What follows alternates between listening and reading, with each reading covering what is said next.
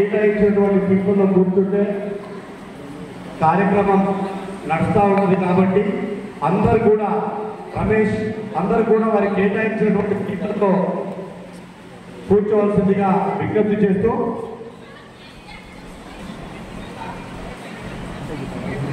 నిజంగా ఈరోజు చాలా సంతోషకరమైన దినం.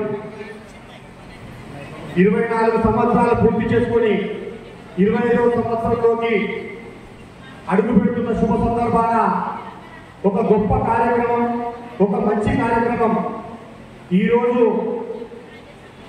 2000 బ్యాచ్ ఈ గొప్ప కార్యక్రమానికి శ్రీకారం చుట్టి అందరం కలుసుకోవడం పట్ల, దాంతో పాటు మనకు విద్యార్థులు నేర్పినటువంటి గురువులను కూడా మనము ఈరోజు పూజించుకునే అవకాశం దొరికినందుకు చాలా సంతోషంగా ఉందని మనస్ఫూర్తిగా తెలుపుకుంటూ, ముందుగా ఇక్కడికి విచ్చేసినటువంటి గత 35 సంవత్సరాల బాల్య స్నేహితులందరము ఇక్కడికి విచ్చేసి ఒకే దగ్గర అందరం కూడా ఇక్కడ ఉన్నటువంటి పరిస్థితులు చాలా సంతోషాన్ని ఒకవైపు కలిగిస్తా ఉంటే, అందరం కూడా అన్ని దూర ప్రాంతాల్లో ఉన్న ఇక్కడికి విచ్చేసిన ప్రతి ఒక్కరి కూడా ప్రతి ఒక్కరు తోటి విద్యార్థులకు వందనం. మనకు విద్య నేర్పిన గురువులకు పాదాభివందనం.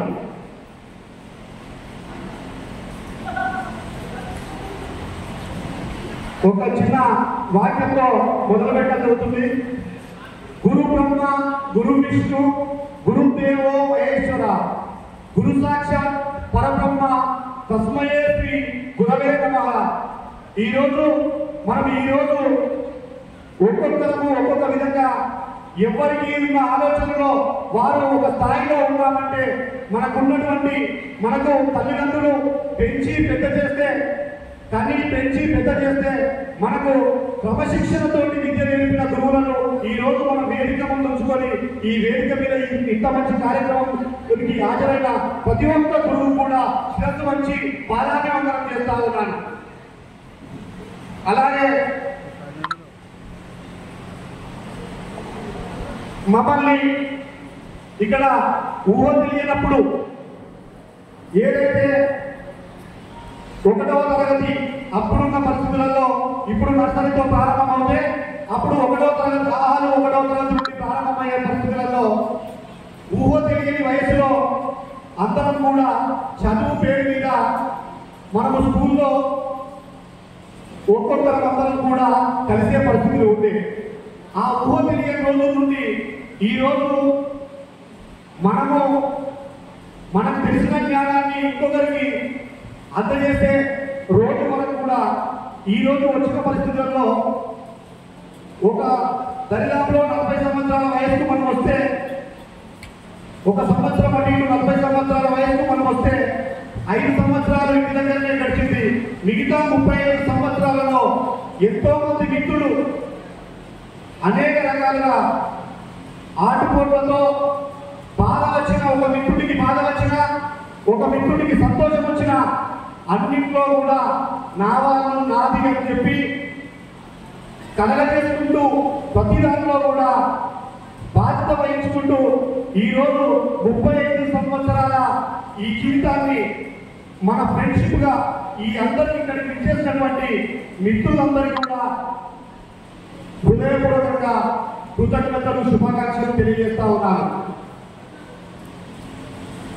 ఎంతో మంది ఫ్రెండ్స్, కొంతమంది ఉద్యోగ రీత్యా, వ్యాపార రీత్యా, అలాగే కొంతమంది పై చదువుల రీత్యా వేరే పట్టణాలలో దూరంలో ఉన్నా కానీ నేను ఈరోజు ఒక మన క్లాస్ మెట్ల గెట్ టుగెదర్ అనగానే ఇది మన కార్యక్రమం, మన పండుగ కార్యక్రమం అని ఎంత బిజీగా ఉన్నా కానీ వారి సొంత పనులు వదిలిపెట్టుకొని దూర ప్రాంతాల నుంచి ఇక్కడికి చేసిన వారందరూ కూడా పేరు పేరుగా హృదయపూర్వక కృతజ్ఞతలు తెలియజేస్తా ఉన్నాను.